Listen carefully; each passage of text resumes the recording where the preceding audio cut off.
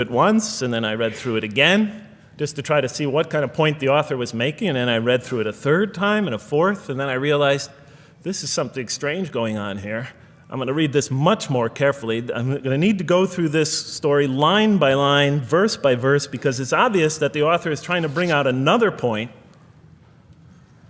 and I wasn't quite sure what it was, but definitely he packs a lot of meaning into almost every word. And I thought the writer, at least, seems to have a great measure of brilliance. And so I'll try to sort of take you through what my experience was as quickly as I can. So I came to the 30th verse of the second surah, Surah Al-Baqarah, and it began like this. It said, "Behold, your Lord said to the angels, I am going to place a vicegerent on earth." The Arabic word is khalifa. It means a representative or an emissary of mine. "I am going to place a vicegerent on earth." And they said, the angels said, "Will you place therein one who will spread corruption and shed blood, while we celebrate your praises and glorify your holiness?" And God said, he said, "Truly I know what you do not know." See, that's the verse that hooked me. That's the verse that caught my attention. That's the one that kept on making me read the story again and again and again. Because listen to the way it begins. "Behold, your Lord said to the angels, I am going to place a representative of mine on earth, a vicegerent of mine, an emissary, one who acts on my behalf." I thought, that's not the way it goes. You're not supposed to be placing man on the earth in some positive role, some elective office. You place man on earth as a punishment for his sin. Clearly, I knew the author didn't quite get the point. But still, it was an amazing line. But then I come to the next line, and it says, "And the angels say, will you place therein one who will spread corruption and shed blood, while we celebrate your praises and glorify you?" I looked at it again. I couldn't believe the question. They said, "Will you place therein one who will spread corruption and shed blood, while we, the angels, celebrate your praises and glorify you?" I looked at that and I said, exactly. That would be my question. Why would you create this being, supposedly for some positive role, when he's capable of doing tremendous wrongdoing? When he could spread corruption and shed much blood?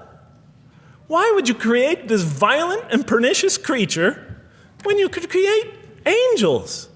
As the angels clearly say, while we, the angels, celebrate your praises and glorify you. They were asking one of the most fundamental questions in the entire history of religion.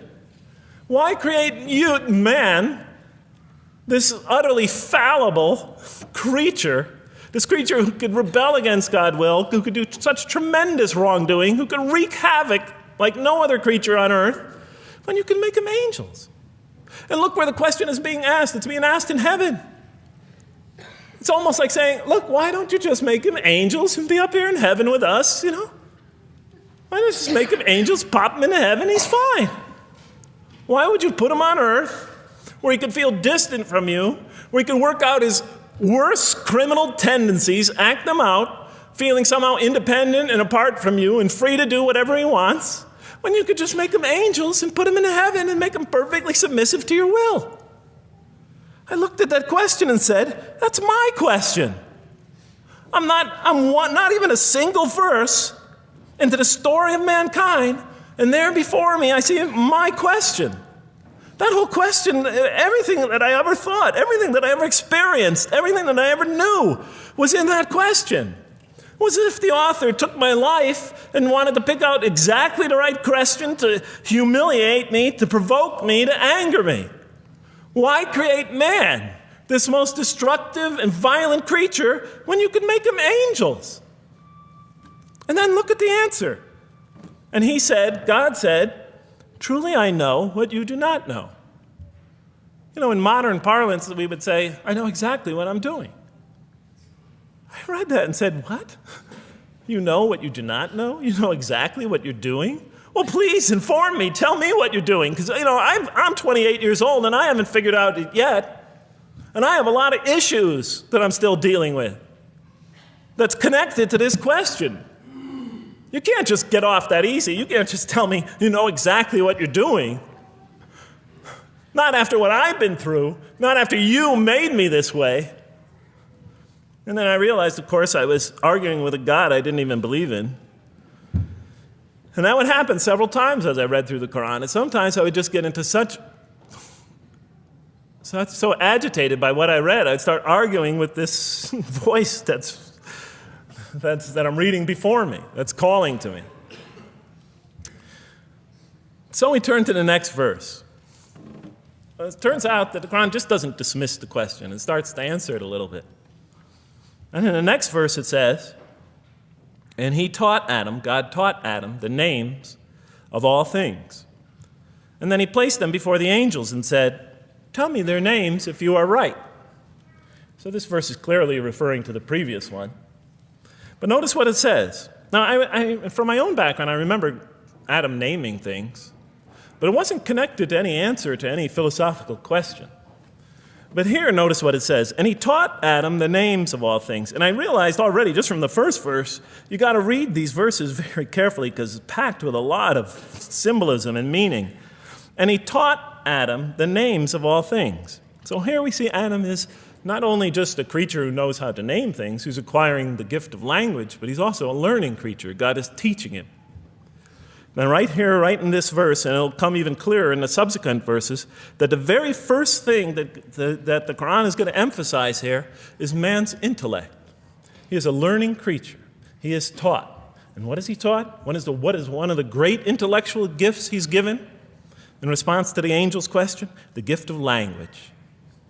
Because through language, mankind can not only learn, but he could learn things not only through his own experience, but he could learn things that other people have experienced of times and places that are hundreds, thousands of years and miles separated from him. And so that all our knowledge becomes cumulative. Every generation learning from the generation before it. I'm learning today from authors I read from other sides of the world that may have existed 2,000 years ago. And so we all contribute to our collective learning and knowledge. And so what I'll see later in the Quran, when the Quran will emphasize this again and again and again. Like in one verse it says, read in the name of your Lord who created a man out of a tiny creature that clings. Read, it commands the reader. For your Lord is most bountiful. Why is he most bountiful? What great gift did he give you? For he taught man the use of the pen, and through it taught him what he otherwise could not know. And time again, the Quran will call upon man to use his intellectual faculties and swear by his intellectual faculties and to use them correctly because they play a fundamental role in guiding him to truth. I never came upon a scripture that puts so much emphasis on the correct use of our intellectual faculties, on the harnessing of reason in helping us attain to faith. And he taught Adam the names of all things. And then he placed them before the angels and said, tell me their names if you are right. Okay, you have this you have this natural question about this creation of mankind. Here, this mankind is this human being, this human creature is a learning creature. He has many intellectual gifts. Here, I'm going to place these things before you. Tell me their names if you are right about man. And what did the angels say? In the next verse they say, glory to you. We have no knowledge except what you have taught us. In truth, it is you who are knowing, the wise. They say this task, this intellectual test that's put before them is beyond their grasp. Notice what they emphasize. We have no knowledge. This would take knowledge. This would take an intellect that they don't possess. In truth, it is you who are knowing, the wise. You got it. It's easy for you. You're the knowing, the wise. You have knowledge. You have wisdom.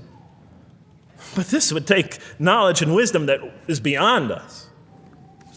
And so in the next verse we read, and he said, "O Adam, tell them their names."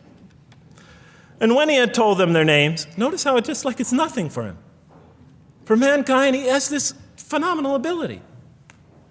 And when he had told them their names, as if it's just a triviality for man, he names them. "O Adam, tell them their names." And when he had told them their names, God said, "Did I not tell you that I know what is unseen in the heavens and the earth? And I know what you reveal and conceal?" And he's clearly going back to the angel's question. Yes, you have these natural concerns about the creation of mankind. Yes, he could do these evil things. But look at this tremendous intellect he has. This is something you have overlooked that you haven't considered. And that's clearly the point of these verses. Even though I felt that the author didn't quite, it was as if I realized that he didn't misunderstand the story. He was taking one of the great stories in the history of humankind, one of the fundamental greatest stories in the history of mankind, and molding it and using it as a vehicle for an entirely original message. And God said, "Did I not tell you that I know what is unseen in the heavens and the earth? And I know what you reveal and what you conceal?" In other words, didn't I tell you I know exactly what I'm doing? And then in the next, and didn't I not tell you that I know what you reveal and conceal? I looked at that. What question what did they reveal and what did they conceal? What did their question reveal and conceal? I thought about it for a minute. Oh, it's obvious. What did their question reveal? You just go back and look at the question. It revealed the sinful and sinister propensities of man. I mean, it's obvious, right?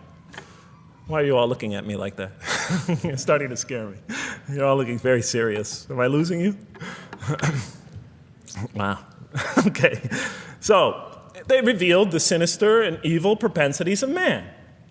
But what did their question conceal? And all you have to do is think about it for a minute. Human beings, yes, they could do evil. Yes, they could do wrong. Yes, they could create misery. But they could also do exactly the opposite. They could choose to do evil. They could choose to do tremendous good. They could choose to do tremendous violence. They could choose to show tremendous compassion. They could choose to live by falsehood. They could choose to live by the greatest truths. They could be terribly ugly. They could be terribly beautiful. And up until that point in my life, I, like the angels, that only saw one side of the coin. For the first time when I read that verse, believe it or not, it was an eye-opener for me. I had always been obsessed with the evil potentials of human beings. When I read that verse, I realized that, and I had a great example right in front of me with my own mom, I realized that I had been blinded by only one side of human nature. So we go on to the next verse. "And behold, we said to the angels, 'Bow down to Adam,' and they bowed down. But not so Iblis." Iblis is like the father of Satan. Satans, satanic beings, forces, creatures, existences. "He refused and was arrogant. He was of those who reject faith." An interesting statement. "And behold, we said to the angels, 'Bow down to Adam,' and they bowed down." Bowing down could symbolize two things. Bowing down could symbolize the superiority or potential superiority of one being over another, and so they bowed down to them. Bowing down could also mean that they serve that creature in some respect. Of course, the Quran says that all beings serve God, all created beings serve God.